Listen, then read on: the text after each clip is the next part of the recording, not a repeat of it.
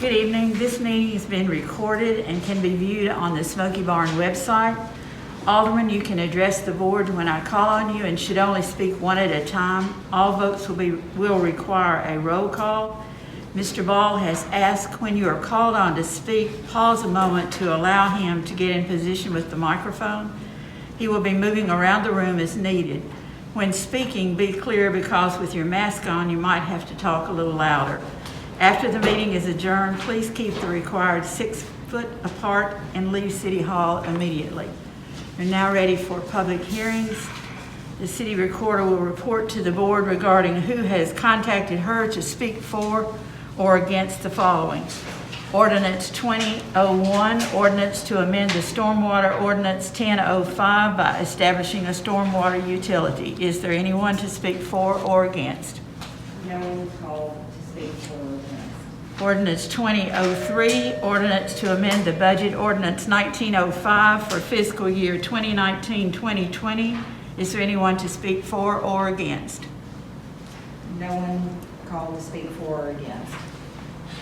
Ordinance 2004, ordinance to amend Municipal Code Title 12, Section 12101 regarding the various building codes. Is there anyone to speak for or against? No one called to speak for or against. Ordinance 2007, ordinance to amend Municipal Code Title 10, Section 1 by adding a new section 10-112. Is there anyone to speak for or against? No one called to speak for or against. Ordinance 2008, ordinance to adopt the annual budget and tax rate for the fiscal year beginning July 1, 2020 and ending June 30th, 2021. Is there anyone to speak for or against? Yes. So I'll just go through. Jamie Blair called, and she is against a full-time fire department and against raises for employees. Everyone should have a spreadsheet that she emailed to me, but she wanted me to give to the board. The next person was Mr. Lanny Morris, and he lives on Highway 41 in Greenbrier. He states the following: the tax rate is too high. His property tax is twice as much as it was 2 years ago. The rate is unfair because the extra funds should not be placed in a savings account, and the tax rate should only be set in the amount needed to operate the city. And then Mr. Richard Hudson on Parker Avenue sent the following: after watching the April meeting on Smoky Barn News, I would like to voice my concerns on the following. With the current economic situation with the COVID-19 virus, I feel this is not the time to consider pay raises for city employees. I'm sure there are those who deserve a pay increase.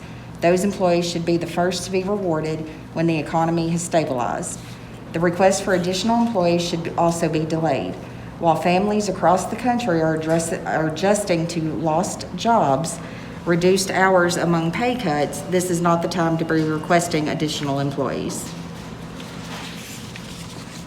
And that's all I've heard from. Is there any citizen comments? Yes. Ms. Lisa Hudson on Parker Avenue sent the following: without public presence and interaction possible at this meeting, it is not the time to have so many ordinances on the table for discussion and final vote, seeing that so many are financially impactful to the city and its citizens. Call the June meeting to order. We call the roll, please. Davis. Here. Deaver. Here. DeLong. Here. Doris. Here. Thad. Here. Higdon. Here. Mayor Dawson. Here. Would you please stand for a moment of silence for those people having difficulties during this time, followed by the pledge to our nation's flag.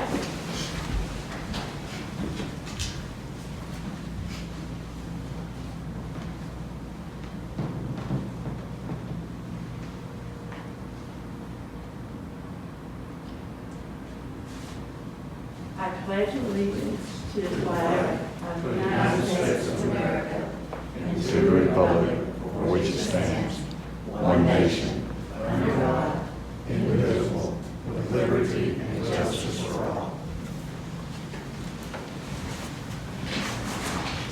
You have before you a copy of the agenda. Do I have a motion to adopt?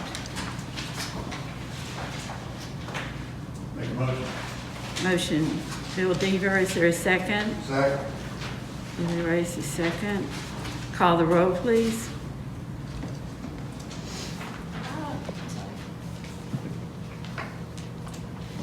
Davis, Yes. Deaver, Yes. DeLong, Yes. Doris, Yes. Bag, Yes. Higdon, Yes. Mayor Dawson. Yes.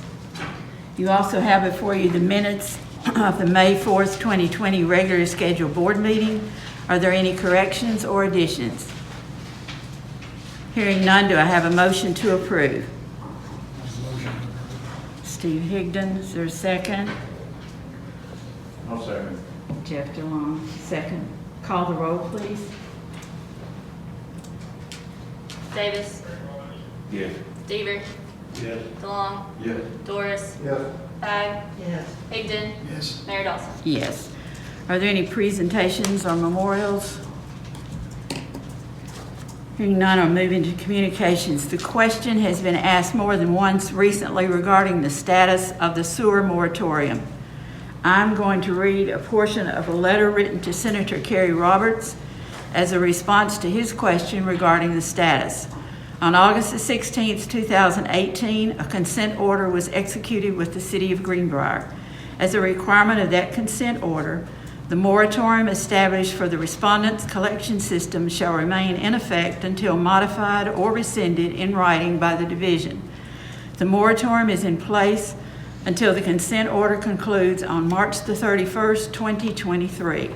Regardless of its consent order, the City of Greenbrier's National Pollutant Discharge Elimination System, NPDES permit, contains language which may keep the City of Greenbrier under a moratorium even after conclusion of the consent order.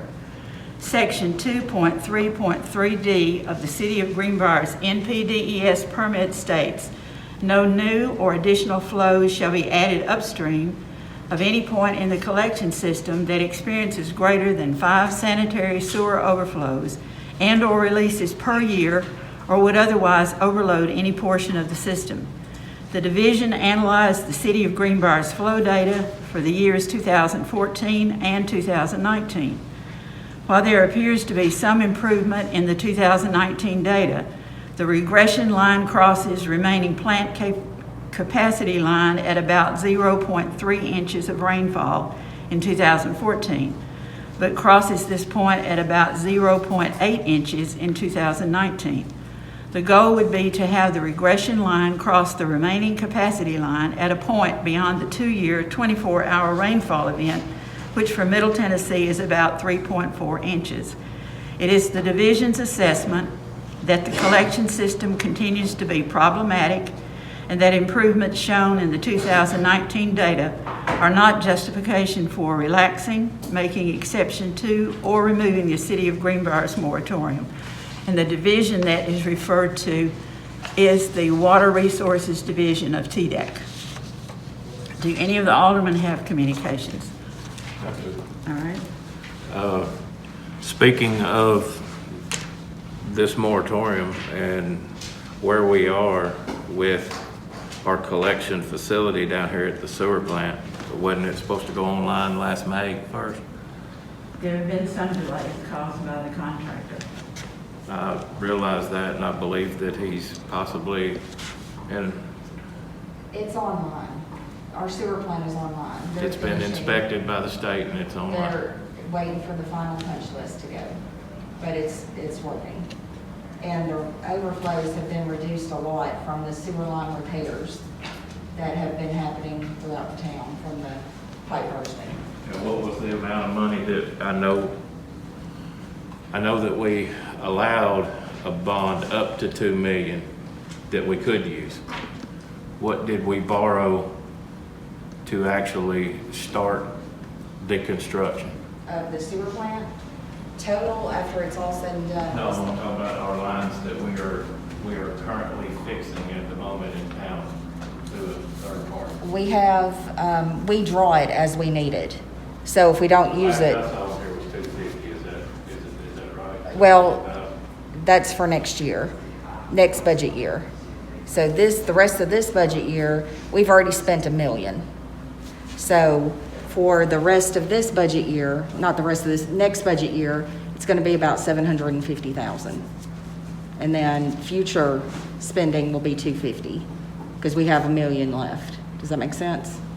I'm just wondering because we won't get credit for our sewer plant until the inspection goes through of it being, I guess, working for the city, right? The sewer plant? Right.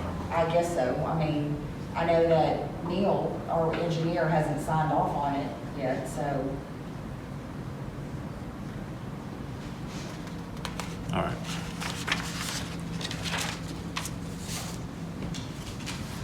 Are you finished?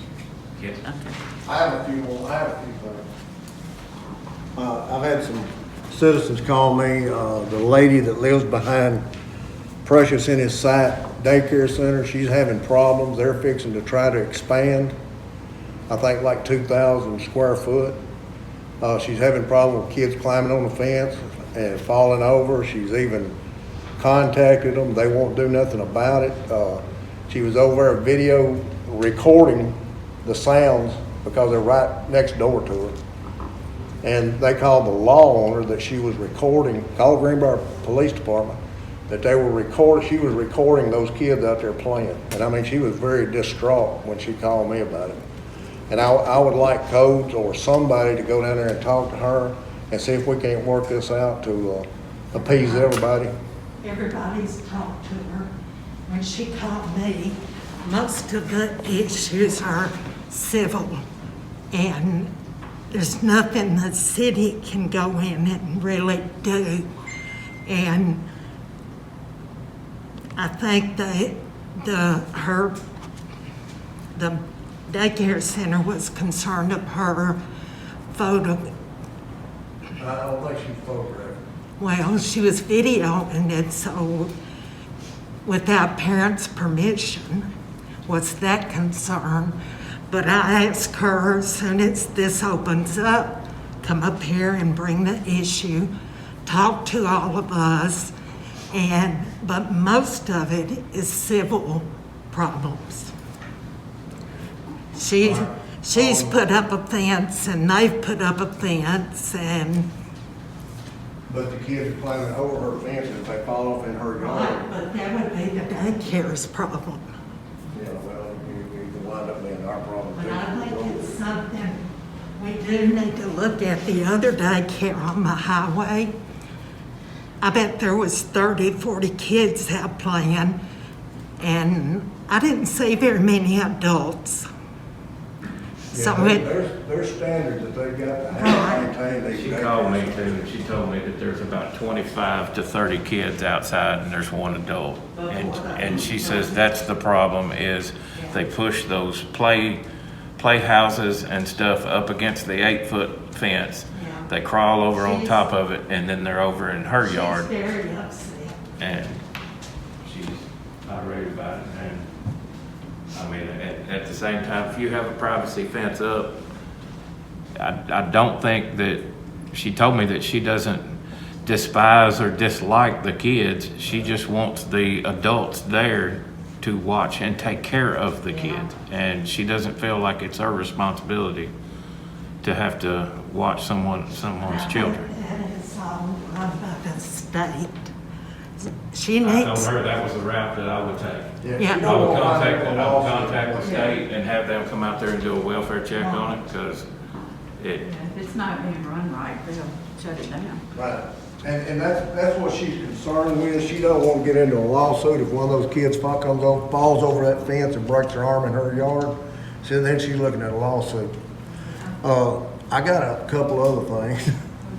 Over off Sycamore, Stephanie Baggett Rollins, the next door neighbor, moved a building in behind her house, or not behind her house, behind their house. And she told them, said, this is restricted, you can't do that. She called Alex. Alex, I think, got in touch with her. They hadn't bought a permit. They hadn't notified City Hall of anything. And I'm just wondering, what is what is the qualification about putting a building? Can people just do whatever they want to? Or, I mean, Not supposed to, I don't know if they have an HOA in that subdivision or well, not. and that's another good question. Who does the HOA? If you have a HOA, I mean, then you gotta go to court with them, don't you? You should have officers if you have an HOA, so I don't know if they have one in that, like that, I don't know if they have in that subdivision or not. Okay, I got one more thing. Okay. I think it's 12.02 ordinance, which prohibits livestock in the city, in the Greenbrier within 1,000 feet of a residence. The neighbors on Rose Street, and I'm one of them, the people that bought the Cartwright farm are fixing to fence it. And I told the lady 3 times the other day, you can't put livestock back here unless you're 1,000 feet away from a residence. And she said, well, we're just gonna put 2 or 3 back here. I said, no ma'am, you're not gonna put anything, there's an ordinance against it. And I think what I'm trying to be is whatever it is, proactive. I want this, Proactive. yeah, proactive. I want this stopped before it ever gets in the ground. Now, they put a fence up, I got no problem with the fence, it just cuts down on what I gotta mow. But I don't want livestock in my backyard. And, Are they talking cows?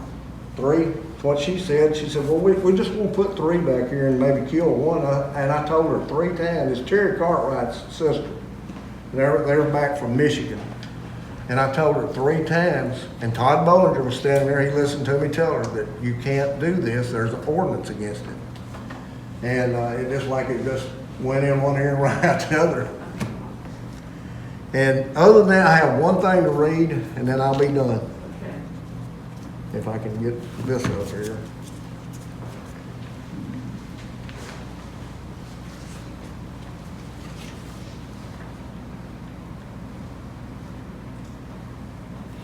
This is, I guess, Rachel, this would be more addressed to you. On our behalf, if you would remind the alderman that we have made them aware of our concern for the misuse of the official city's website page. We feel that people and business looking to invest in our community, that this is not the representation we should be putting forth on our city. Very inappropriate.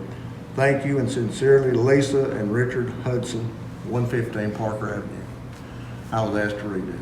Okay, what is it regarding them? That little note that was left, I think you've already took it down. For how to read the budget? Yeah. With me asking citizens not to bash employees? Yeah. Whatever it was, yeah.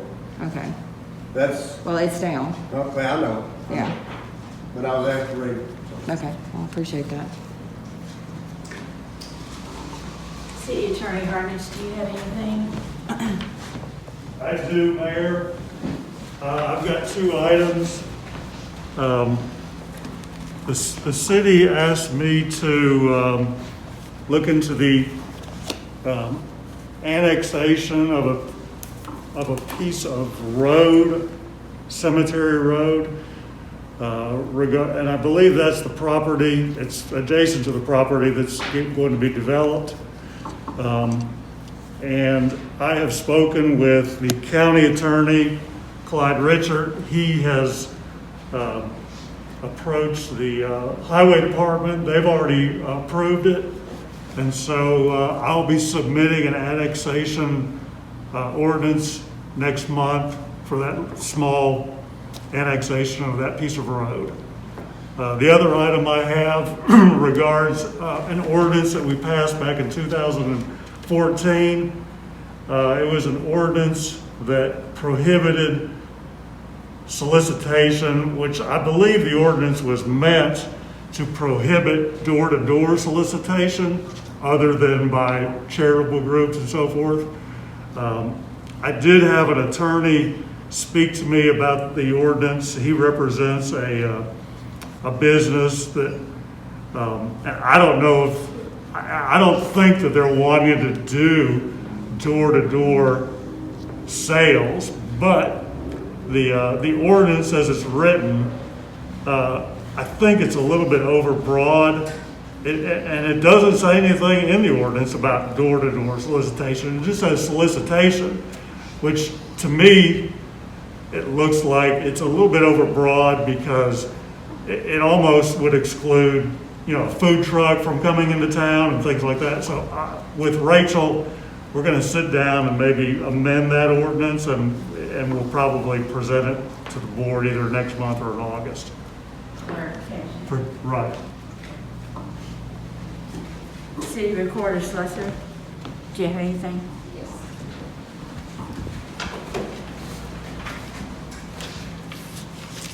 Okay. Last month at the board meeting, there were several things that I just need clarification on because after the board meeting, it flowed over to Facebook. So I guess my question is to Alderman Davis, because I cannot find it. And I've looked and looked and looked, but where is the $40,000 increase to codes? It was $37,000 in the first one that I calculated up. And I asked 3 different questions amongst 3 people. And the only answers that I got were, there's 2 people in that department. And I asked, is it raises? And between you and Tommy both, you stated Alex got raises. No, Or Alex obtained some certification. That's correct. So. I asked where the money was going and why that there was an increase in the codes department. I made a copy of what the first reading I got it right. codes was. So the proposed for this year in the first reading was 97,000. The past budget last year was 86. And I can't get that to 40,000. Okay. I'm including this professional services in there. Yes. What I requested last year was to be a part of the budget process and Okay. have a line item budget. This is a line item budget. Okay. I put all kinds of crap under professional services. Okay, well, that is not salaries. I found out what it is because I had to talk to Alex about it. It's the And- impact fee study. Well, it's also stormwater. Okay. Is what he's told me. Okay, well, that is not salaries. That's not Alex or the codes, anything salaries. And they have had such a hard It's more time. money being put, and I've talked to him about it. It wasn't a personal attack on any employee. Okay, It wasn't. It's our Okay. job to follow the money. And when I ask you questions about it, you don't give me answers. But there's extra $37,000 going into a particular budget that we're not a part of to begin with, that we don't know what the money's going for. okay, because I still don't see the 40,000 increase to salaries. I'm sorry. I mean, so I just needed that clarified. Well, apparently you're not looking at the same thing that I am because under where it is, professional services. On this one was $50,000. Of codes? And in the general administration, and in the codes, it is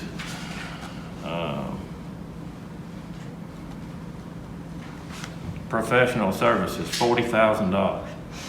It's line item 250. Okay, that is the study for impact fees. Okay, I'm telling you, it doesn't say that outside. If it was Do a what? line item and a budget that had everything out beside it, I could put all kinds of different things in that. What I'm trying to make, the point I'm trying to make is, we asked to be part of it. We asked to have a budget committee. But when it come down to it, we didn't have nothing to do with your department. We didn't have nothing to do with Tommy's department. But anything and everything that you wanted in the budget got put into the budget. And it was thrown in front of us to pass it. I understand that the budget is balanced. That's fine. But at the same time, are we putting the employees that we have in that budget where they need to go? No, we're not. Where do they need to go? I think that we need to at least offer a service with the fire department. Okay, but outside of the fire department in this budget, where do employees need to go? Y'all- I'm looking at the fire department for one. In the sewer department, I spoke with Alex. He told me that he was still on call. I know that that's probably gonna be a problem. I'm probably gonna get another letter from him to ask for talking to a city employee. That's fine, just drop it off right here. But, if you need questions answered, you have to go to a department head. And we get more or less yelled at for doing that. Well, you should go through I've one tried person. going through you, I've tried going through Tommy, I ask him questions, he says that I don't ask him questions. Oh, you I ask quit. me questions all the time, and no matter what I tell you, And I've asked you to be a part of the budget, I've Yeah. asked you that we are a budget committee. the whole board is the budget And you committee. deny even having anything to do with the budget. Me? Yeah. I deny having anything to do with the budget. Yes, ma'am, right here, my complaint, would you like to read it? Bill Vernich.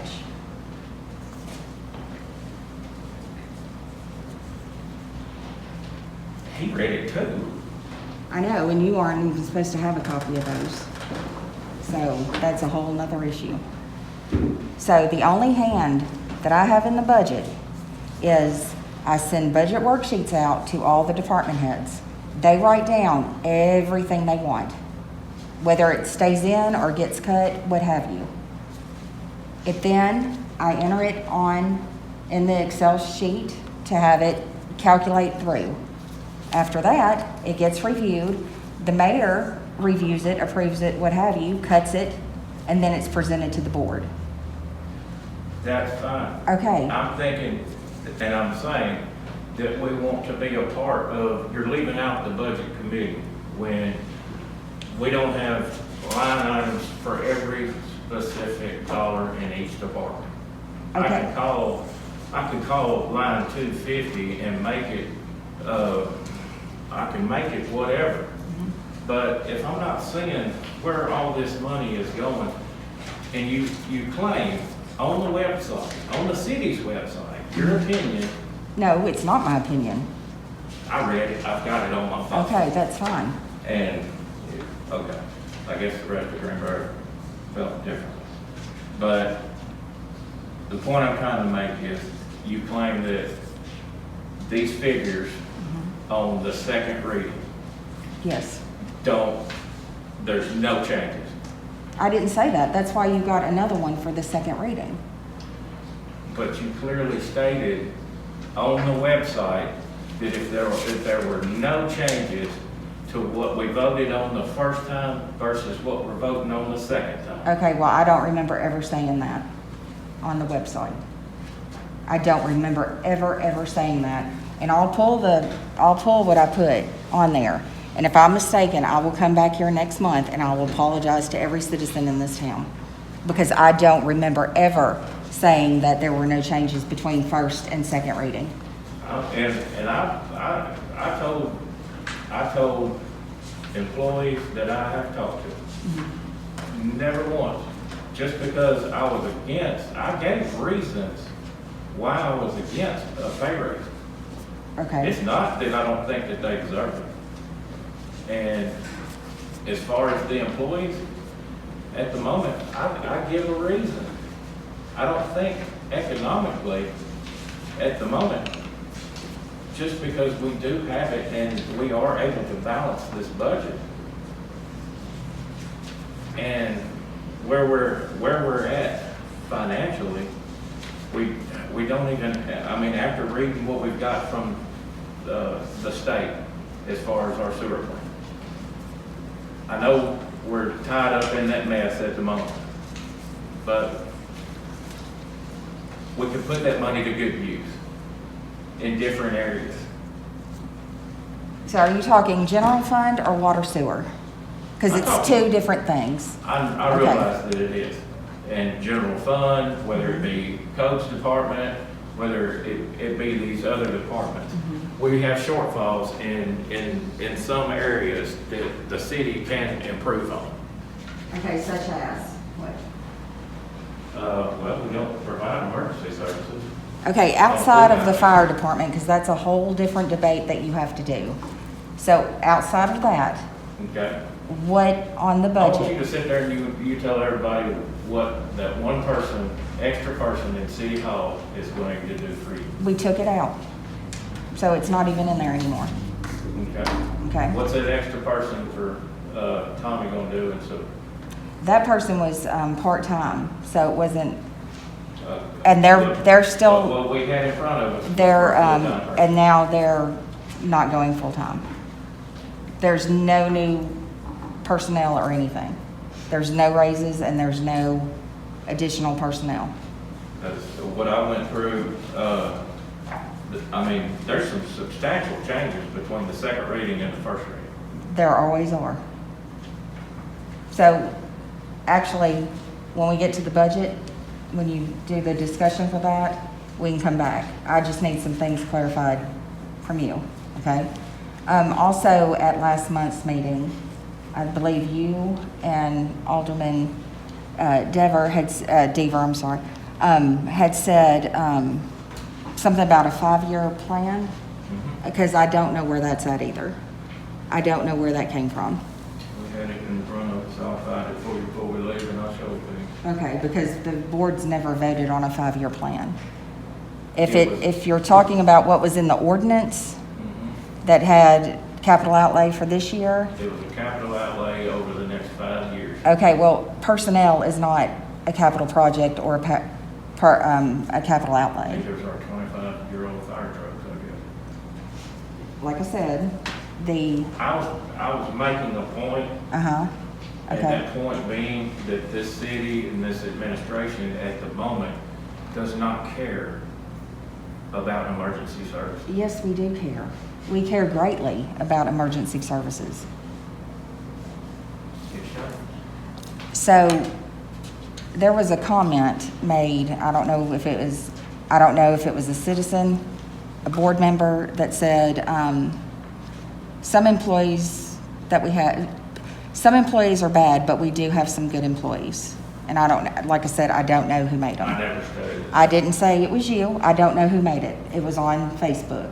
I can tell you exactly what I said. I said Greenbrier is very fortunate to have some very good employees, and I'm very, very proud of those employees. Okay, And I think that they work very, very hard. right, and they And I did. think that they are entitled to a raise. Mhm. But at the particular time and the way that the economy is at the moment and the uncertainty that we are in, it is not good business to be doing that at this moment.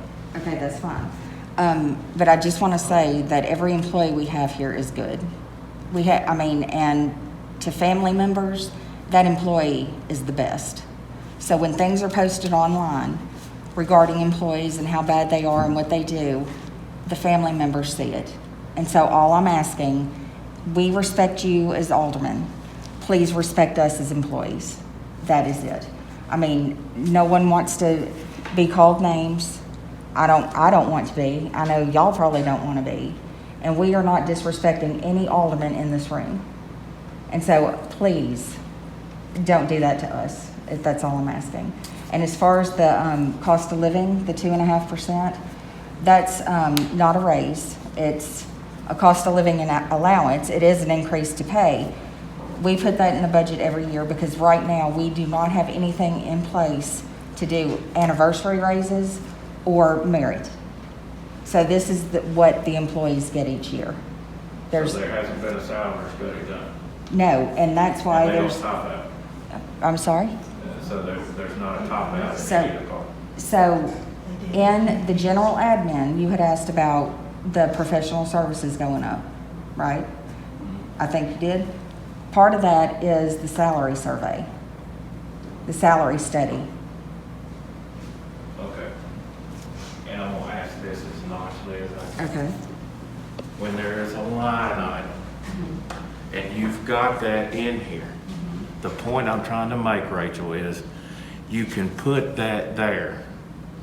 How are we, anybody in here, supposed to know what the heck you are asking or talking about when it's not stated there? Well, you can ask me. We have certain I accounting would have to standards. live up here. I get this thing 6 days beforehand. I'd have to live here to go line item by line item for every department. That's why I asked to be a part of it during its creation. Okay. I understand what you're saying. I really do. So you see the So- frustration. So, according to accounting standards everywhere, okay, if there's salaries, on this sheet right here, you don't put everyone that's in that salary on that line. You put a total. If everything. I'm okay with that. Okay, I'm well- talking about major increases into a department from the year prior, when there's money going into that, there needs to be an explanation. So would it help you if on the bottom? It's not just me, No, if okay. these people would actually pay Okay, well, attention to it, who they know. I'm talking to you though. So would it help if on the bottom after, like on the blank part, if there's a major increase, the number 250 or whatever the number is put right here in a list of what it is? Would that help you next year? I just Okay. want an itemized statement, an itemized budget. Okay, this is a line item budget, No. okay? It is, I promise you. Okay. We're gonna be part of it? Are we gonna hear from every department head? Well, I thought we did. I thought that's what we were doing. I'm sorry that We never- COVID-19. We never heard from City Hall, we never heard from Water and Sewer. Yeah, you gave me the very last time. Yes, Lauren was here. We have the minutes for it. We heard from every department. And the department, I never heard from you asking for another employee, and I didn't ask from Tommy, and I'll get you the minutes and you can see what's in those minutes. Lauren was here and recorded those and they're in my office. But the time that the board was supposed to talk, we had COVID. And then in April, we were gonna go line by line in this budget in one of those. And again, we had the virus. So, I mean, I can only do what I can do, just like y'all I'm not can. asking you to jump through hoops or do anything else, but, I mean, we had 2 months that we did not meet, Mm-hmm. and then we had this 6 days prior, and I tried to go through it and search for every dollar. I'm not opposed to an employee getting a raise. I know that they earned it, and I know that they deserve it. But I also have a commitment to the taxpayers to know where this money is going. Just because it's put into a line item and called something, there can be a significant amount of money being put into that line item that wasn't there the year prior or 2 years prior. I just want to know, and that's what I was doing, was trying to follow the money. Okay, well. If it offended anyone, I'm sorry, No, but that's what I was doing. the $40,000 in salaries is not there, and it caused a lot of grief to 2 of our employees. I mean, it really, really did. And if you're talking about $40,000 in professional services, that is very different than $40,000. I spoke to both of those Okay, employees. Well, Okay. I spoke to one. okay. So it was not in salaries. You're talking about professional services, right? It was, I think, after I found out the professional services was $40,000. The problem that I had with it is I was told that that was for stormwater. But then I dropped back down, and that's what I was told, that was the increase going into that line item. And the problem that I have is line 254, just right below it, stormwater expense, and there's a big fat zero in that line item. Okay, you're saying, but professional services is $40,000, and if we put it into the line item where it belongs, it would be there. No, that, okay. The 250, expense Professional services is a commonplace accounting term where you put an attorney fee, such as she said, the 2 studies that are being made. That's very commonplace. That's what our budget looks like, Well, so. that would be fine if there was an explanation there. Okay, well, I'll explain it right now. The $40,000 is for the impact fee study, not for stormwater. You never asked me that question, so I don't even know who told you that answer. The stormwater expense, okay, well, That's why you didn't talk to Rachel. so the 0 on the stormwater expense is not there because if you look in your budget, you have an entire fund for stormwater expense. Yeah, and it broke down in how we're supposed to. Yes, so instead of it being paid out of the general fund, it's gonna be its own fund. So that's why that is 0. I asked 3 different questions that night, and I was pretty much shut down. I was pretty much told that there was 2 people in that department, and that Alex was obtaining some raises, or some certifications. And then I was told that this is just the first reading, we need to move on. Okay, well, if I may, I had no idea what you were talking about. I didn't. And after the budget passed last year, Alex got a raise for, I knew that. okay? Now, I will tell you, the major difference between the salaries number is for some reason, the Planning and Zoning Commission, I did not put them in the budget last year. That's $5,000. So $5,000 of this difference And that is was for. the codes department. Yes, because it's planning and zoning. Because they get money each month for every meeting that they go to. So last year, it was not in there. For whatever reason, I didn't put it in there, and that's on me. So this year, when I caught it, it's in there.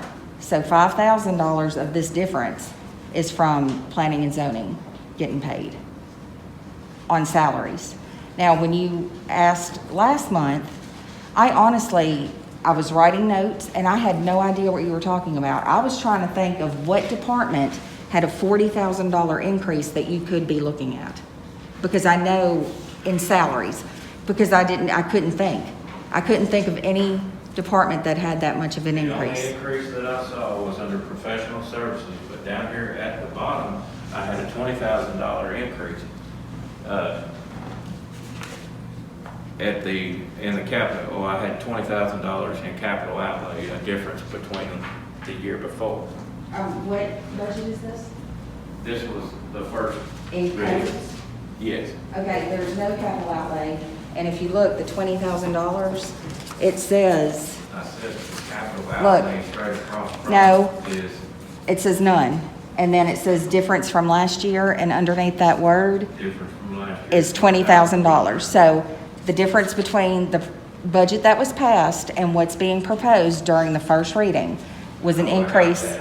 of But $20,000. Then I also saw the professional services that was in there and the projected, I was going through it, and that's what I was asking, because the money that I had gotten from the budget 19 and 20, or 2019 to 2020, was $15,000 in professional services.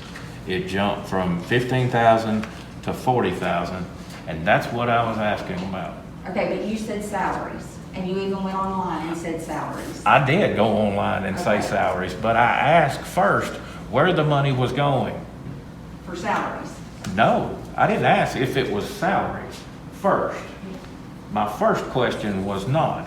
I asked where the money was going. And then I asked, is this for raises and is this for salaries? And then I was told Alex obtained some certifications. Okay, I don't remember you saying, is it for salaries? I remember you saying, what is the $40,000 increase in salaries? Well, to sum it up, it's not there, and it was never in salaries. It was in professional services, which is totally different. Okay, so, that's all I had to say. I just wanted to know where the $40,000 was, what the That was 5-year plan $40,000 I was. was referring to. Huh? And that was the $40,000 I was referring to. Might have been easily avoided. If you would have asked If I me would've- before the meeting? Well, I spent almost an hour and a half, if not 2 hours with you on the telephone. Right. And I was asking questions to you then. I don't think that it's too hard to be able to ask either you in a meeting or Tommy in a meeting, because y'all were supposed to be the ones that are going over this and know it too. And I just asked a simple question about it. And it was like, I couldn't get an answer, Okay, and that's All fine. I wanted to know was where the $40,000 in salaries, where you saw that. That's it. And I told you that. Okay, so it wasn't, it was in professional services.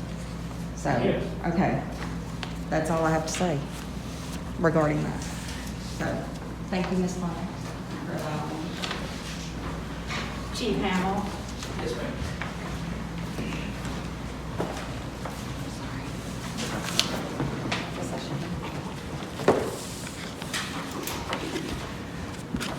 Good evening, everyone. Everyone should have the 2019 annual report for the fire department in their packet, or it was delivered to everyone.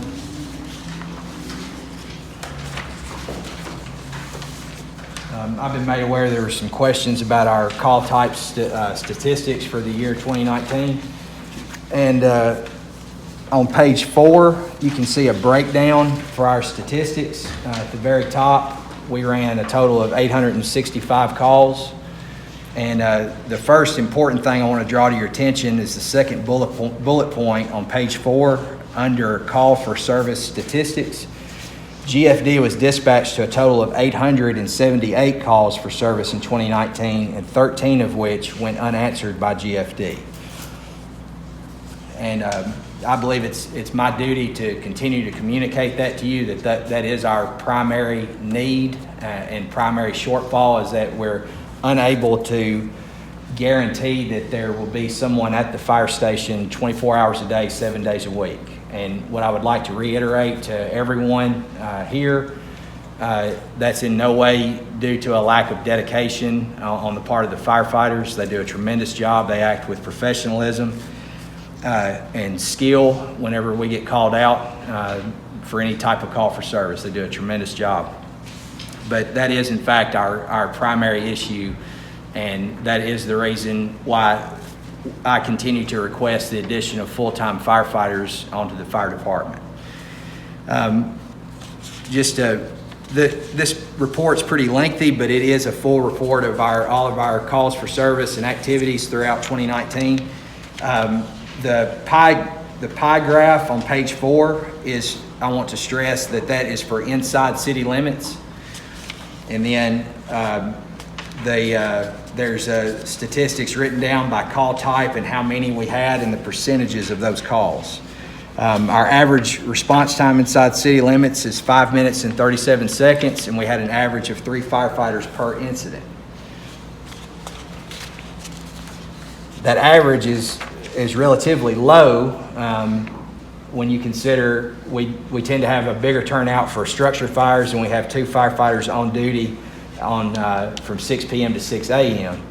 But there are numerous calls that get answered by 1 person. And then on page 6, that is a pie graph showing and statistics list of our calls for service inside of our county district. That's the district of Robertson County outside the city limits that we receive funds from Robertson County to provide that first due coverage. And these numbers aren't significantly different than 2018. We did respond to a few less than in 2018. But if there's any questions on the report, I'd be happy to answer them.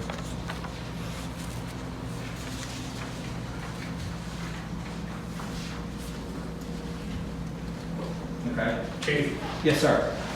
one of my questions to you is, how many personnel do you have answering calls or working at night right now on the 6P to 6A?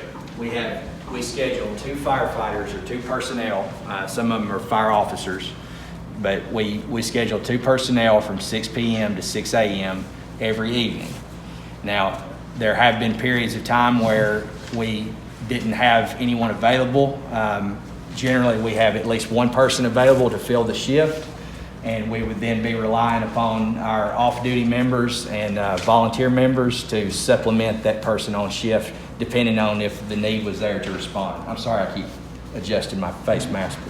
What about your call volume during your peak time, during the daytime? Is it profoundly higher? I wouldn't say that's for, anytime I do a statistics report on what time of day the calls are, it's generally pretty level throughout the day and throughout the week. There's not. But most of your calls that pretty much come unanswered are during the daytime. Well, yes, that's true. Especially on Saturday and Sunday during the daytime hours. Those have been the most difficult times to fill an open slot for a part-time firefighter. And that's typically when most of our personnel, whether part-time or volunteer, they're coming in to, finally have a weekend at home and all that stuff. So that's just the issue that our department and other departments similar to us run into. Yes, ma'am. I'm a dummy, so what do all these initials mean? The AEMT and the... That AEMT is Advanced Emergency Medical Technician. And then if you see one of the members down there has EMT with a P as in Paul, that's EMT paramedic. So they're a licensed paramedic. And then EMR is just a small step below an EMT basic or an advanced EMT, and that's an emergency medical responder. So basically, all of our people have medical. With the exception of two, yes, ma'am. What is the probational? Probationary? Yeah. Those are some of our members that they go through a 6-month probationary period, and that's just, it is what a probationary period is. Are they going to commit enough time to the fire department? Should they stay on? Should they receive the training and the expense that it costs to equip them and all that stuff? That's what that means.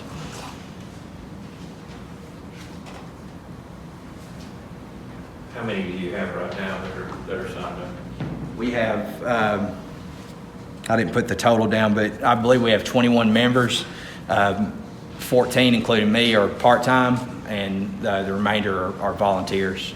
And we've got one that's going through initial intro. We have to put every person that comes onto the fire department through a minimum of 16 hours of training before they can respond to an emergency. And then they have, for fire emergencies, they have to go through the 64-hour basic fire class and then a weekend at the fire academy doing live burn training.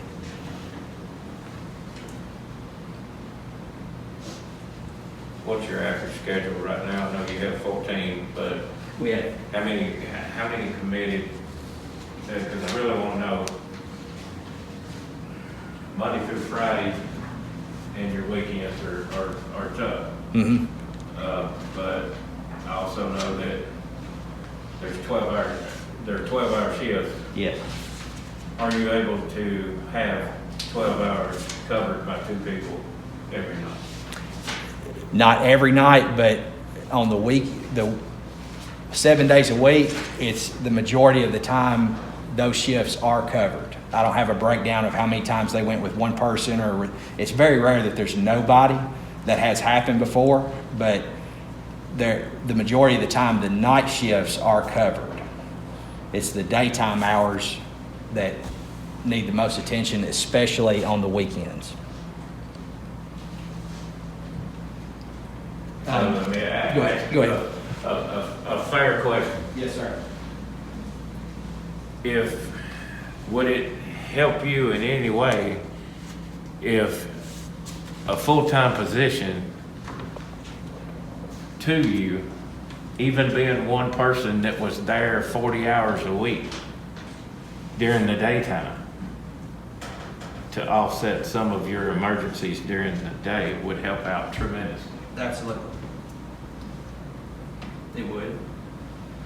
That would gain us a sense of consistency that's other than me that's being there, and then our training officer that periodically works daytime hours, and that would be a tremendous help.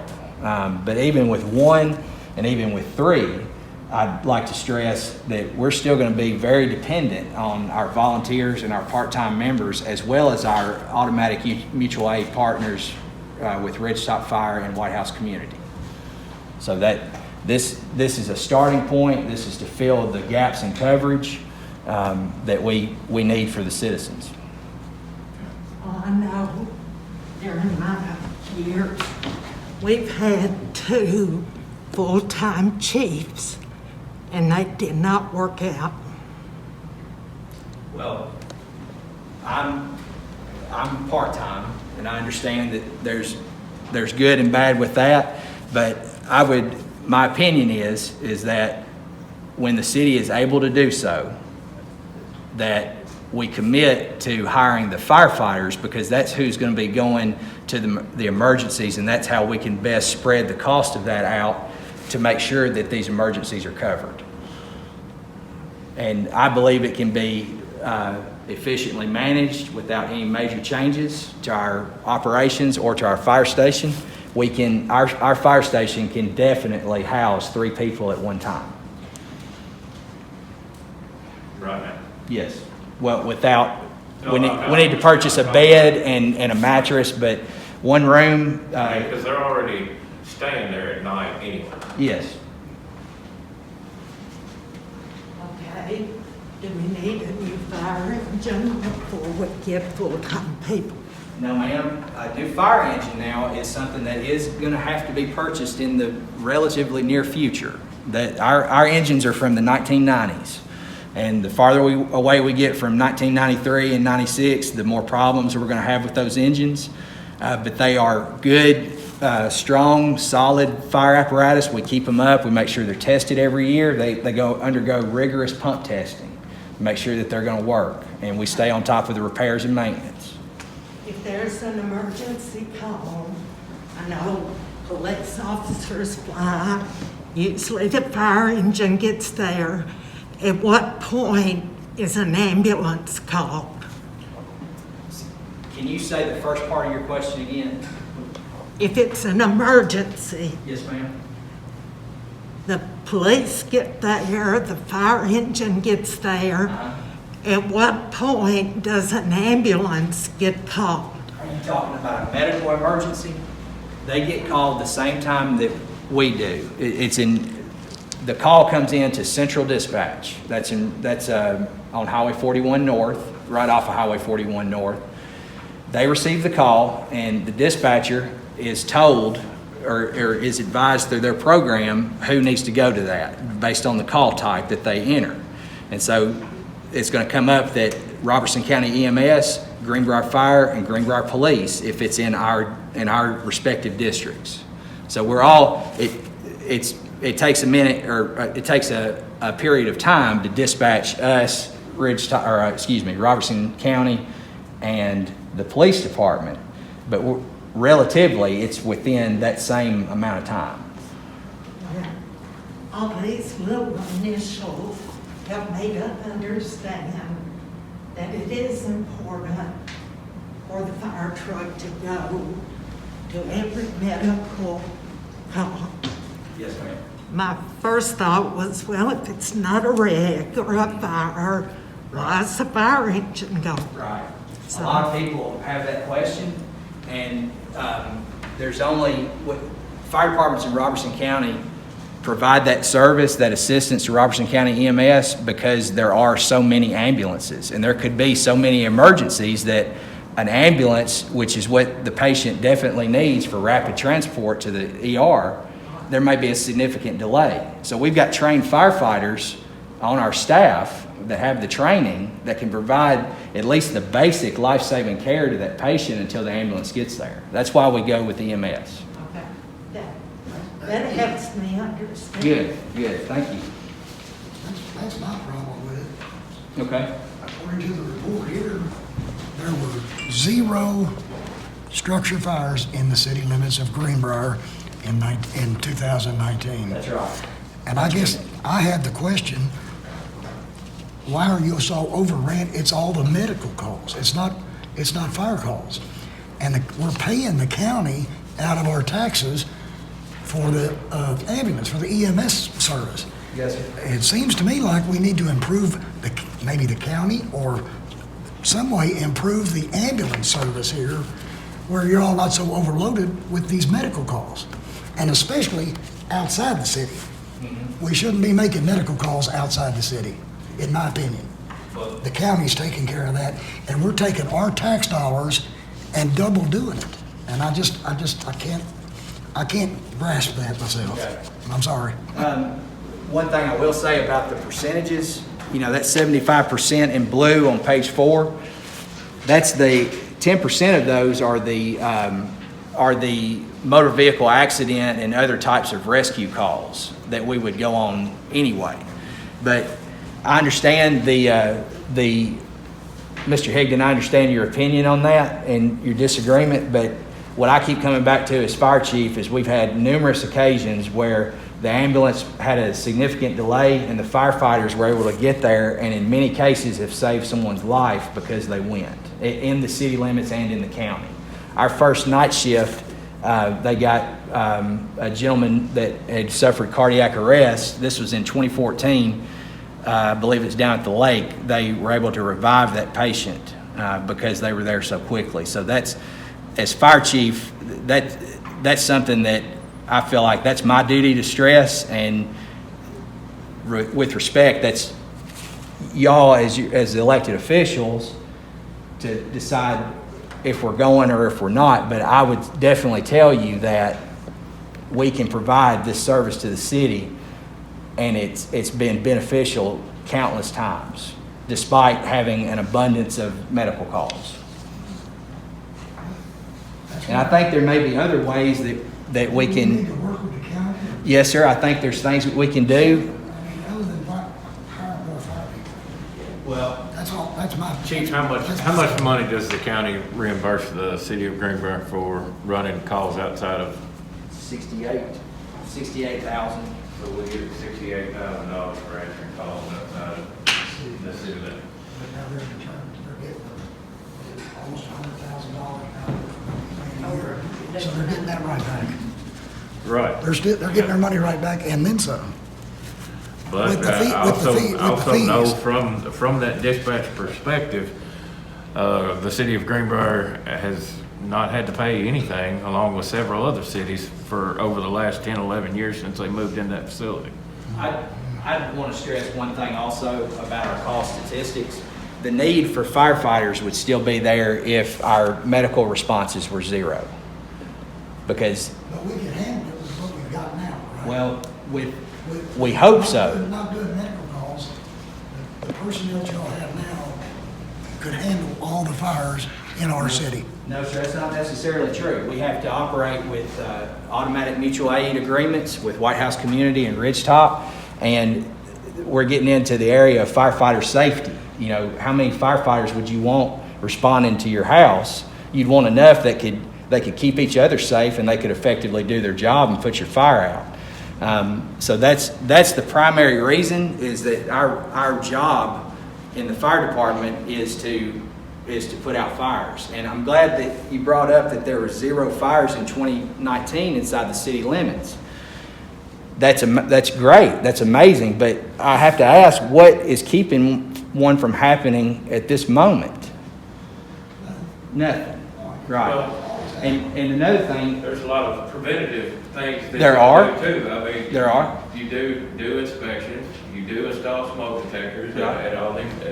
and I think the smoke detectors have had that good impact on why we haven't seen so many fires. But in 2016, we had 10 building fires inside the city. In 2017, we had 3. In 2018, we had 5. You see what I'm saying? We had a lucky year, thank goodness, because a fire is a terrible thing. It's awful. Like insurance, it's only good if you need it. But we kind of got into the second thing I'd like to cover. I know I'm taking up a lot of time in the meeting. I appreciate your attention. The question of, in last month's meeting was, have fires increased? Well, that's been answered. No, they actually, thankfully, they decreased, but there's not anything keeping them necessarily from continuing to stay that way. And that's, I just want to communicate that that's why we asked for what we asked for. And another part of that discussion was due to the COVID-19 pandemic going on, were we not going on medical calls? Greenbrier Fire Department retained going on medical calls during this pandemic. And a lot of fire departments in our area chose not to, and I believe the main reason is because there's a lack of PPE, of personal protective equipment. We have an abundance right now of the suits, we have the masks that we need, so I chose to continue that, going to those types of calls. And we have had to adjust our call response because of Robertson County adjusting their protocols that we fall under. But I wanted to make sure that that was known, that we were in fact continuing to answer medical calls during this time. We all wear SCBA on some now? Some of them on the cardiac arrest protocols, where according to Robertson County protocols, we have to have a certain level of PPE. So the safest thing to do would be use our old air packs to keep them isolated. But we've been working really well with emergency management. They've made sure that we've had enough supplies. So it's been relatively, other than stressful, it's been okay for us in that respect. So. Now, Yes, ma'am. if we were to give the weekend firefighters a differential pay, do you think that would help more want to work on the weekends? I think in the future, providing incentives for firefighters based, it's a two-way street. I mean, if they attain a higher certification, maybe there's a pay incentive for that, and that just provides better service for the city. Maybe that's something we need to. But at the moment, I mean, everybody, I understand, everybody would love to make more money. Know that. But right now, what we need is somebody that is available 24 hours a day, 7 days a week. And if that has to be split up between 3-4 people in a day, but at least if we can commit to one person being available Monday through Friday, I think that we could get so much more out of one, at least getting a start and getting one person. I mean, I know that there's hydrants to test. I know that there's hoses to test. I know that there's trucks to check off and maintain and stuff like that. But I also know that there's a big call volume that is to be made, and the ambulance services would appreciate knowing the fact that there's somebody there that is going to show up and help. And the citizens themselves would really like to know that if I stop by the fire hall over here, it's just not filled with people that are, in other departments working and they've just parked here for the day. That there's somebody that's actually going to be able to answer a call. Right. I think I've communicated that, I hope effectively, and I think that's where my process starts, or stops, and y'all's begins. I think one person, 3 people, it's definitely a starting point, and I believe for the best interest of the citizens, we need to start when the city's able to.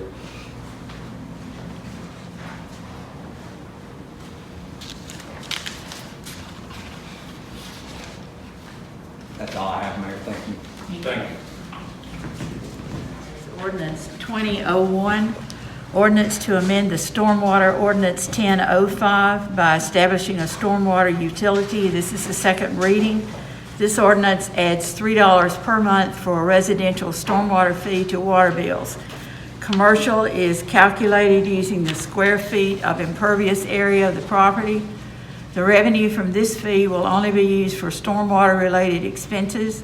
Stormwater will be its own fund, like sanitation. And just as a note, if this fails, the property tax will need to be increased 12 cents this year. The first reading was February the 3rd, 2020. The second reading was scheduled for April. Time was needed to advertise another public hearing in June for it to be heard. No one spoke for or against it, as you heard in the public hearings. Do I have a motion to approve? I'm sorry. Is there a second? Did you get those? Okay. Is there discussion? This money is not gonna be available until, I guess, next year, correct? Or would it be implemented in July, but it really wouldn't take in effect until latter part of the year, right? We'll start, it'll start on bills on July 1. And then, once you get that revenue going, so yes, to answer your question, I think we're saying the same thing. The stormwater fee? Right, yeah. It'll be on the water bill. Yes, sir. Oh, I'm sorry. There's no further discussion. Call the roll, please. Davis, Yes. Deaver, Yes. DeLong, Yes. Doris, Yes. Bag, Yes. Higdon, Yes. Mayor Dawson. Yes. Next item is ordinance 2003, ordinance to amend budget ordinance 1905 for fiscal year 2019-2020, and this is the second reading. This ordinance amends the budget for fiscal year 2019-2020, our current budget. This accounts for unexpected revenues and expenses that we incurred during the year. The first reading was March 2nd, 2020. Do I have a motion to approve?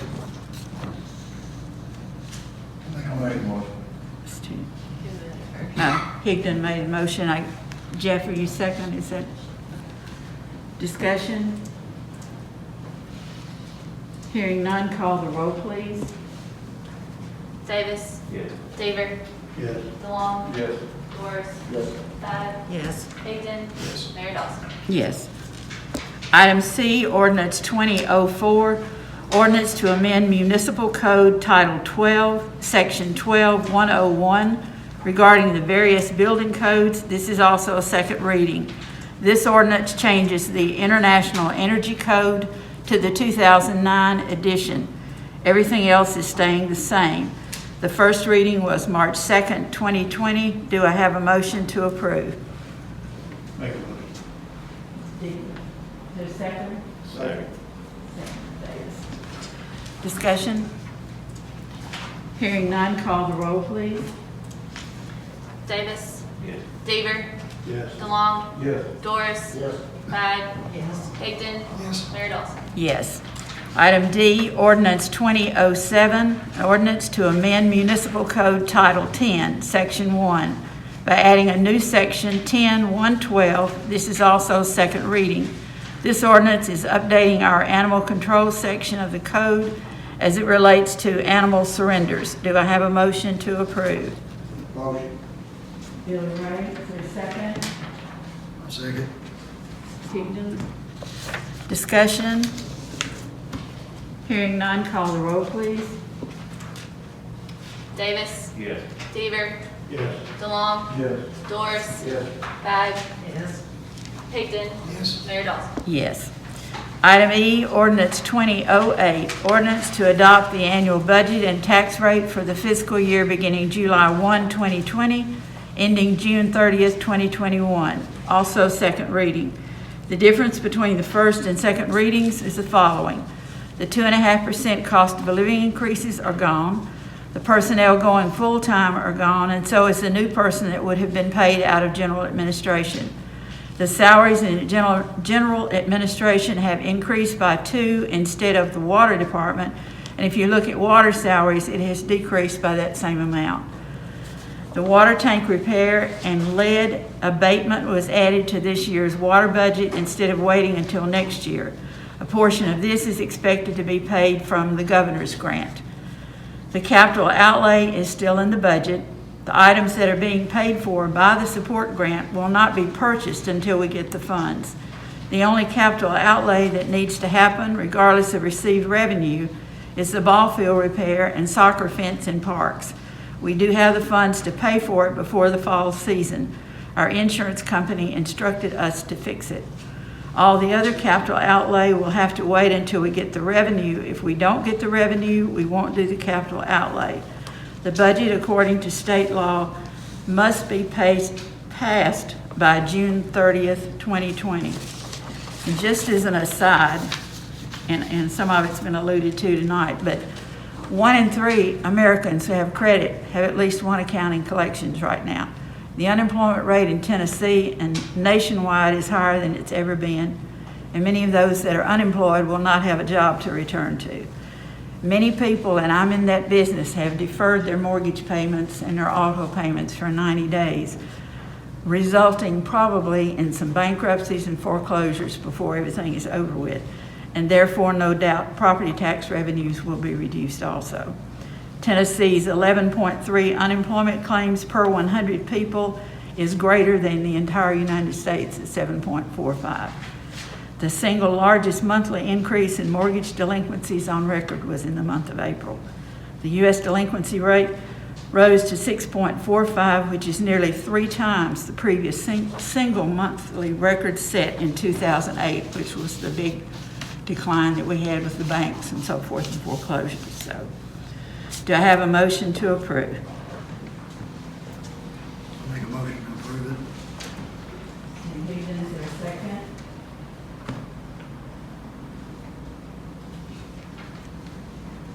I'll second.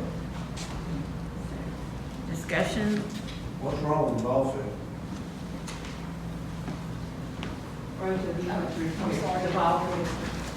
In between fields, I think 1 and 2 maybe, there's a huge drainage issue. I mean, and it's like a gully from where all the water has come off one of the fields, and I want to say it's field 1. So the insurance company went and looked at it, and I mean, it's dangerous. If somebody fell in there or fell off in it and sprained an ankle, broke a leg, the city would have to be responsible for it.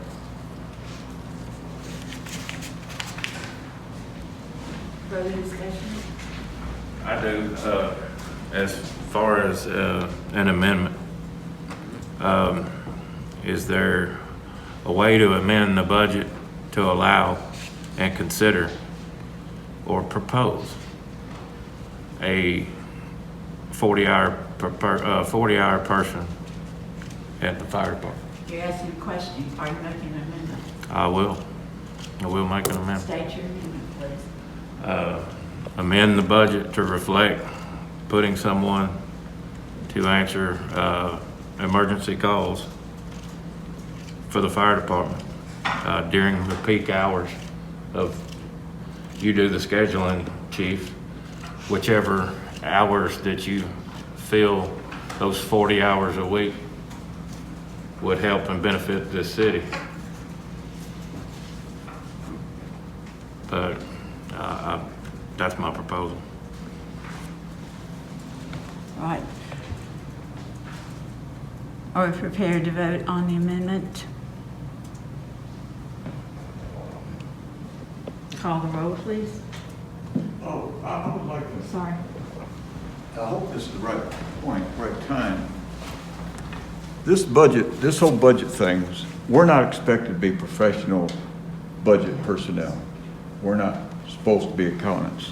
And I do think that we ought to, one, thank the employees, Rachel, Tommy, and all those and the mayor for putting together this budget. And I believe that we ought to be able to trust them to put together a budget that will work for us. I don't think we should rubber stamp everything that comes through. However, we do have the opportunity, which just about every month, I'm speaking with Rachel, I'm speaking with Tommy, and I trust these people to do a good job. And I do have a problem with us taking the pay raises out for the employees, because I feel like the employees do a good job. If we pass this here, can we still keep in mind 2 or 3 months from now, when we see that the virus thing is over, our income is okay, could we bring back up these pay raises for the employees? I do understand we have a possibility of tight money at this point, but I don't want to just leave them out hanging and make them feel unappreciated when they ought to be so much appreciated. They've worked through this whole time when other people are getting paid for sitting at home during this coronavirus. Other people are being paid to stay home and not work, and these people are all chosen to work, and they're still working every day. I think we ought to not throw them aside. So I'm asking, can we reevaluate this in the very near future? And if we see the money's there, go ahead and give them pay raises. That will be up to the incoming administration, I suppose. Ma'am? That'll be up to the incoming administration or those on this board at such time as you want to do it. You can always amend a budget at any time during the year. A budget is merely a guide. Right, when would be, okay, then we say on certain date, we're gonna bring it back up and look at it. And I just want you to know that the comment that I made with them, I made my reasoning one. I never thought that they didn't deserve it, and I stated that, and you are right, they do. But that was one, and if you propose that, and we vote on that tonight, I would vote in that favor, with you. Okay. But, I propose that we reevaluate this, let's say 3 months. But my other was the more. And I think And that's- one of those should contact these employees and say, thank you for a good job. Thank you for putting this budget together. Thank you for working every day. I have a question or maybe in a minute. I agree with you. I think they do deserve this cost of living. But if they're not gonna get it now, I don't think we need to take that away from them and hire a new person in for the fire department or whoever. I think if we can't take care of our employees that we have, we don't need to hire any new ones right now. That's kind of you see what I'm saying? We can look at this again in 6 months and it may be different. And they may get their cost of living adjustment and we may be able to work in a person maybe. But right now, I say no.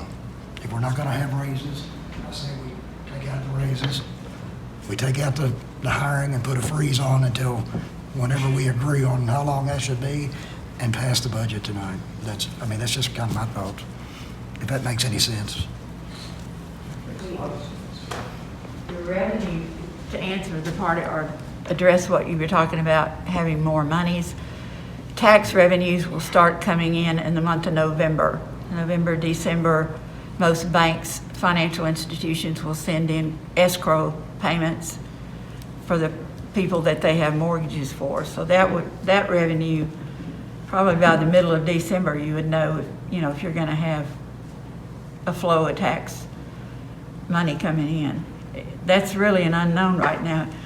I'm telling you, because I work in it every day, we have deferred so many people 90 days, and unless they kept their escrow payments up during that time, which most of them didn't, they're 3 months behind when they start making payments again, and that's probably going to be, a big chunk when tax time comes that they may not have to pay. So that's just something to consider. Rachel, can you tell me the percentage of property tax? Are we in the high 90s? As of right now, we're over 100. Okay. We've collected everything we budgeted for. Okay. And that was before all this happened, so. I'm not. Because the due date's in February, so. March 31st. March 31st, okay. So, But I would like to know how many citizens in Greenbrier are affected by this. I'd like to know how many's out of a job, and, I don't guess there's any way to find out, but I understand what you're talking about. And you're not the only one, the F&M Bank, all these banks. It's very serious. Yeah, it's gonna be. We have our fingers crossed, literally holding our breath, that these people at the end of June and July begin paying their payments again, because there's no way to know that at this point. That's why today we should not, with increased taxes, everybody's House payments are going up. People are out of work. I want them all, I'd love to give them all a raise and a Cadillac, but we can't do that right now because there's too many people out of work. And who knows what 2 or 3 months from now it's gonna bring. They could wind up making our city. Yeah. Well, I can tell you now. It will. there's- I mean, stress, there are more people that are at home. Those things, they take in consideration. Kids are out of school. They're hurting. The call volume is through the roof. Yeah. And that doesn't account for your COVID-related symptoms. So, And if any of our employees do have emergency needs, they need to let somebody know. Because I don't think we would be against helping any of the employees if they need it. I was just trying to make sure that our citizens had somebody they could count on to answer that particular call. Not only taxes, but right now we have a number of people who have not paid their water bills for the last 3 months. There again, they're behind, so they're gonna have to make that up some way, catch it up. So there's a lot to be considered. Sorry, Trying time. it is very trying. It's something none of us have ever experienced before. And it's not helpful. Yeah. But that's my amendment. That's my proposal. I'd like to vote on it. I'd like to see where y'all are at with it. I know that there's a definite need. I know pros and cons, but I know that this city needs one person that they can count on. And I know that your department needs somebody that you can count on as well.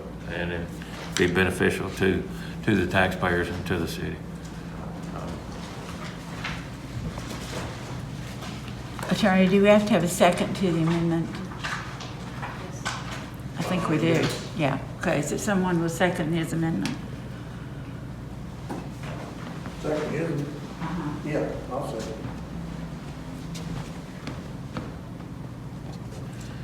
All right, if there's no further discussion, we'll call the roll, please, on the amendment. I'm sorry. Is the money gonna be there to pay that then? Is the money gonna be there to pay that other person? And I would love to see a full-time fire department, I really would.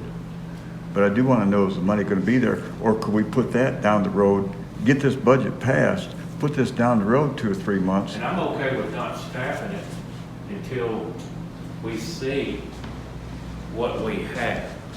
Or in the times, if it comes down to where we have to cut that person back, we may have to do that, depending on what we have, or how the income for the city is. I mean, but at this particular time, as of last month, we were getting ready to give a 2.5% pay increase, and we were fixing to hire 3 employees. So as far as to have a budget that was balanced, it was balanced there.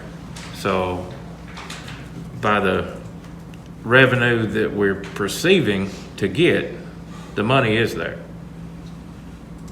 Now, whether or not we get it all like we're supposed to, and it come in and roll in like it's supposed to, I guess we'd have to evaluate that at that particular time. We'll know in December whether or not we start getting. That's why I wish we could pass the budget we already have set up, and then down the road, look into both of those things, the pay raises and. You can always go back. You can always amend it during the year. And let's amend it without the pay raises and without the employees now, and then we can amend it if times are a whole lot better down there. I've already got my amendment. You can have to vote. No, that's right. You sort of changed your amendment when you said that we might not hire the person right now. So if you're gonna include that, then you need to. I want the person to be there now. If we've got the funding at the moment, and I know we have through this year, because we've collected on that all the way up through here, I think this first year wouldn't be a problem. Now, if we don't have the money come this next year, if the property taxes, water shortages, but didn't we start collecting that in July when we passed it last year? I'm sorry, what? The difference within the property taxes We started collecting that in, went into effect in July of last year. right, but We didn't see collect that it money until about, what, February or March? Of this year, yes. Right. So we have that money from the year prior. Yes, but we That- also have the expenses for this year as well. And Okay. y'all just did a budget amendment to amend that for general fund. Right. So that money is there, would be there for that one person. When? But like July 1? Yes. I'll have to get back with you. I don't know. I can't guarantee. Because the time between March 31st and when we start collecting them, I would say December, we don't get anything. We have to make sure that our revenue that we have lasts so we can pay people and pay our bills. And so that's what we have to make sure of between those times, because the big money is when we get the property tax. Does that make sense? Yeah, I Okay. understand. I just, the question that I had was, we were, in the first reading, we had 3 employees, and we had a balanced budget of a certain amount of money. And then in our second reading, we knocked them out. We knocked out the pay, the 2.5% increase as well. We've offset that, but we still have a balanced budget at the moment that was proposed prior to the amendment that I had. We did, and it was one full person in general and half going from part-time to full-time in court. So it was 1.5 people. The person in full-time, the general admin paying out of that, would have not been hired if we didn't have any money. If that makes sense. Does that make sense? Yeah, but so you were gonna wait and hire that person towards the latter part? Okay, first, it's not in the budget at all. However, I'm if it, asking if it what was- you had in there, you were gonna wait and hire that person at the latter part of the year if it was. yes, because if there's no money, there's no money. I mean, that's all there is to it. So you can put, however many people you want in there, but if there's no money to pay those new people, they don't get hired. Yeah. So you're proposing to do the same thing for the, Well, and to amend it to put in a person on the fire department if there's if there's available money to do that. That's what you're Well, amending. I'll change mine to reflect that. If they're funding available, but at this particular time, the money would be there from this last year. Would it or would it not be? I have to look at it for projected out to July. Okay. Okay. Does that make sense? Yes, yes. Okay. I know you probably don't have the exact figure or anything like that, and that's fine. But I'm just guesstimating that was the year prior, and we couldn't touch anything of that until this budget year. Right, Right. but there's always that time period where you have to be very careful, because everyone knows you don't, department heads and such know that, You don't want to put the cart before the horse. right, right. And I'm sorry, and I know this might not, I'm gonna wind up helping Lauren with these minutes. I am unsure of what your motion is. I know you said that you were I gonna, propose to have one employee for 40 hours a week right, under the fire department. right. Pay Yep. for when you get the revenue in Yes. to do that, right? Yes.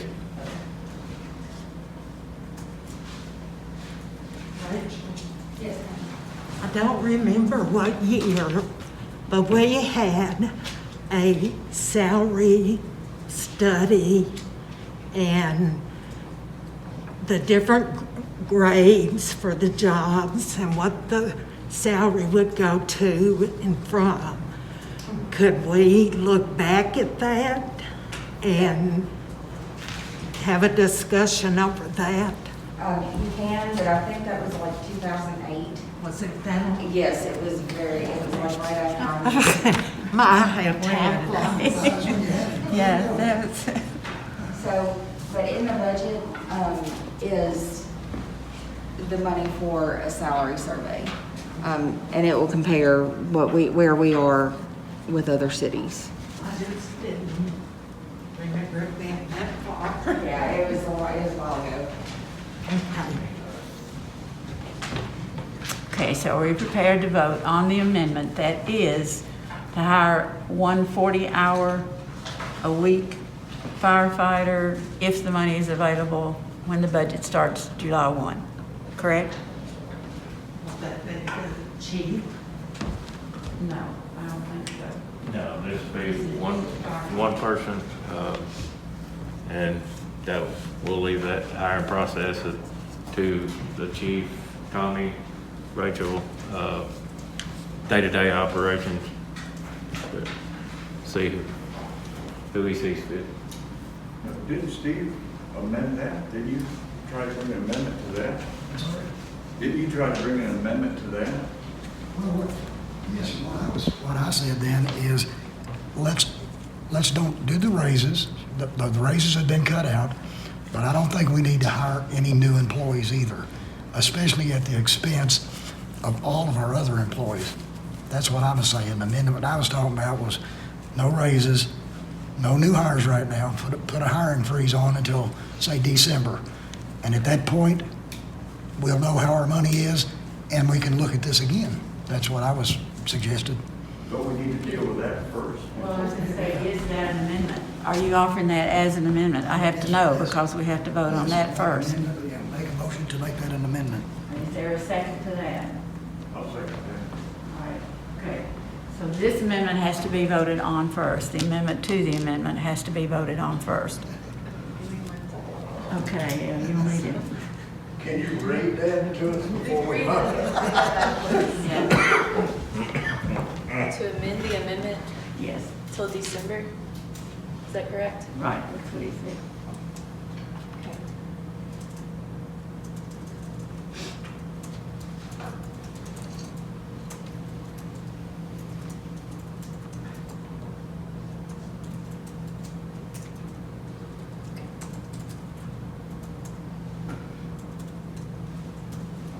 Can you read it to them? Okay. The original amendment was, it was moved by Davis, seconded by Doris, to adopt the amendment of having a 40-hour-per-week full-time firefighter if the funding is available starting July 1st. It was moved by Higdon, seconded by DeLong, to amend the amendment made by Alderman Davis to hold off till December of 2020. Is that correct? That's not exactly Well- what, It's based on if the funds are available. Right, I have that in yours, if the fund's available. But his is stating, his is stating if you have no increases and no hiring of new people until December. And then look at it then. To amend,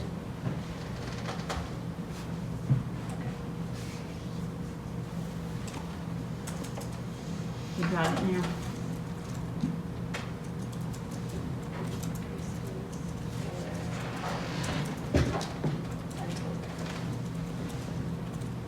so it's moved by Higdon, seconded by DeLong, to amend that there are no pay increases or hiring until December, correct? Yeah. Okay. Revisit them.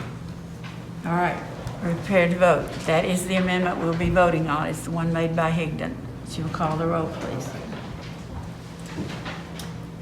Davis, no. Deaver, DeLong, Yes. Doris, No. Back, Yes. Higdon, Yes. Mayor Dawson. Yes. That amendment passes.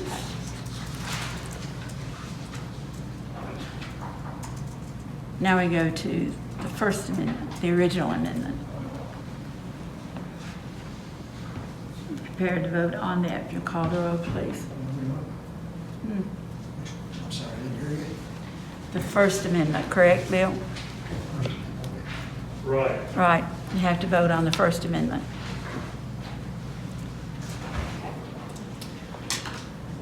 Davis, Yes. Deaver, Yes. DeLong, Yes. Doris. Yeah. Yes. Bag, Yes. Higdon, No. Mayor Dawson. No. That one passed. Did they vote fast? Yeah, they both passed. They both passed. They're kind of in conflict with it. They are in conflict with each other. Yeah. I didn't want to be on Did you know what you go back and I'm a little bit confused right at this point. Well, the first, or the amendment that Steve made was to hold off until December. He was amending what Chris originally proposed, which was to hire the extra employee for the fire department and to put it in the budget. So, to me, it seems as though those two amendments kind of conflict with each other. If you pass both of them, then it seems like we're back to square one. So basically, in a nutshell, the second one was voted on first, Right, which it has to be. which, in all fairness, negated the first amendment that I presented. So the second vote was on the amendment. It was the original On amendment. Chris's amendment. Okay, I did misunderstand that. I did misunderstand that. I thought the second one, the second vote was saying to go ahead and adopt the original. So I misunderstood there, so The I, original amendment was mine. okay, I misunderstood. I didn't realize we was voting on the amendment. I thought we was voting on, The actual budget. right. So I made a mistake there. It's all right. That's what I thought. Y'all are confused. Okay, Bill. Need your Robert's rules out. Now I'm totally confused.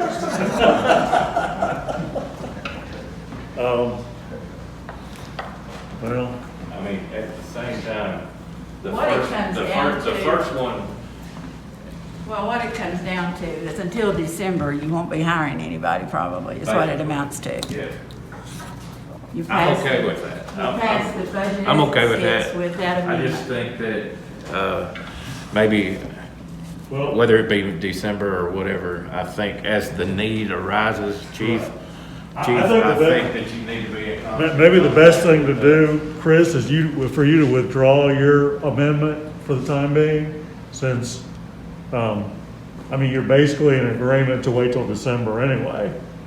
And then it can be amended in December when we see that we've got the money available. Okay, I'll withdraw. That, yeah, because that's in essence what happened. Okay.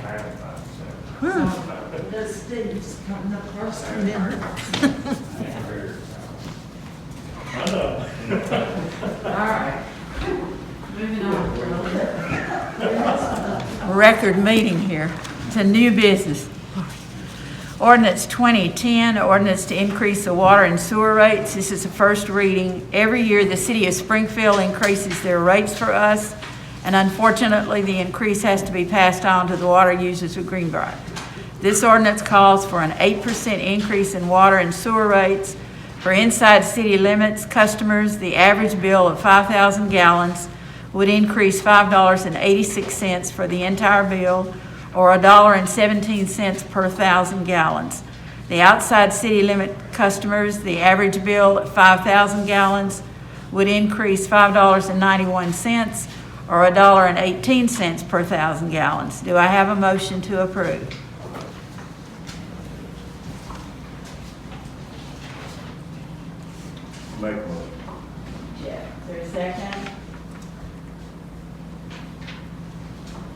has to be done. I'll second. Carol. Discussion? I got in contact with an alderman in Springfield, and they're only raising it 6%, so why are we going to 8%? Well, to cover the expenses that are involved in, is the way it was explained to me. That we need What all else is going on? I mean, you already got people that's late on their water bills now, and I know several people, their water bills are over $125, $30. No, I did. I spoke with Ryan Martin today, and he told me that they were selling or buying the water at 6% of an increase, and they are selling it to us at 6%. That's true, I know that's true. But in good faith, I don't see that we can't do nothing about it. We have to provide water to the city. But I don't think that we have to go above and beyond. It's one thing that we're having to pay a certain amount for something. I just don't see that increase.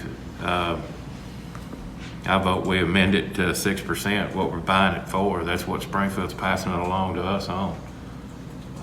They're not charging us any different than what they're paying for it. I don't see where we make money off the top end of it. And that's what their citizens are paying. They went up on their citizens also. They went up 6%. So they got it for 6% and they passed on 6%. And I agree with Chris. I think it ought to stay at 6%. Okay, you're amending that. Oh, you're cooking. So Chris, you gotta make a motion to Yeah. amend. Make the motion to amend the 8% to 6%. Is there a second? to this? Second. I get that one. Okay. Any further discussion? I do have one, the change from the outside of the city limits. Rachel, what is was it 8 and 11? Outside the city limits? For water or sewer? Water. The water current rate, is that what you want? No, for the proposed rate. Well, I only have it figured at 8. Okay. It's 8 on both. 8 on both, Eight on even both. outside the city Right. limits? Okay. But the per thousand was it's $1.17 per thousand in the city and $1.18 per thousand outside the city. Okay. I'll make that to reflect the 6% that we're purchasing it for. Oh, okay. Prepared to vote? Call the roll, please. Davis, Yes. Deaver, Yes. DeLong. Yes. Norris, Yes. Bag, Yes. Higdon, Yes. Mayor Dawson. Yes. Okay. Item B, surplus lot at 2534 Highway 41 South for future sale. This is the lot beside the bargain depot that we bought, I don't know, 2 or 3 years ago. We had it built, used to be the old post office, then we had to tear it down because of the mold. Since this is a piece of commercial property, we have to give everyone interested in it the same opportunity for getting it. It can be put on Gov Deals, and we can put it on there until June the 15th. We set a reserve, and then it's on there till the 15th of June. If no one buys it, then it would have to be auctioned. So that's, Is there a minimum reserve you're gonna put on? we'll have to see we'll look on the books and put, I think we got it 12. well, but there was expense tearing down the building and improving it, so it's quite a bit more than that, Oh, so. the tax record on it. Yeah, it's quite a bit Nowhere more, near that. quite a bit more than that, so. Okay, do I have a motion to approve the Gov Deals until June 15th? Motion. Okay, is there a second? Second. Discussion? Hearing none, to call the roll, please. Davis, Yes. Deaver, Yes. DeLong, Yes. Doris, Yes. Bag, Yes. Higdon, Yes. Mayor Dawson. Yes. Last item is adjustments to water and sewer account for $2,746.10. Do I have a motion to approve? Steve, is there a second? I'll say. Jeff. Discussion? Hearing none, call the roll, please. Davis. Yes. Deaver. Yes. DeLong. Yes. Doris. Yes. Tag. Pigden. Mayor Dawson. Yes. And just a reminder, if you have not taken the time to fill out your census, please do so. That's what determines the monies the city gets from the government. And one other reminder, the meeting tonight can be viewed on the Smoky Barn website. I would encourage citizens once again to contact either your alderman or City Hall if you have any questions. The public hearing regarding Ordinance 2010 on the increase to water and sewer rates will be at the July meeting. Do I have a motion to adjourn? Is there a second? Call the roll, please. Who was the second? Alright. Davis. Yes. Deaver. DeLong. Doris. Tag. Pigden. Mayor Dawson. Yes.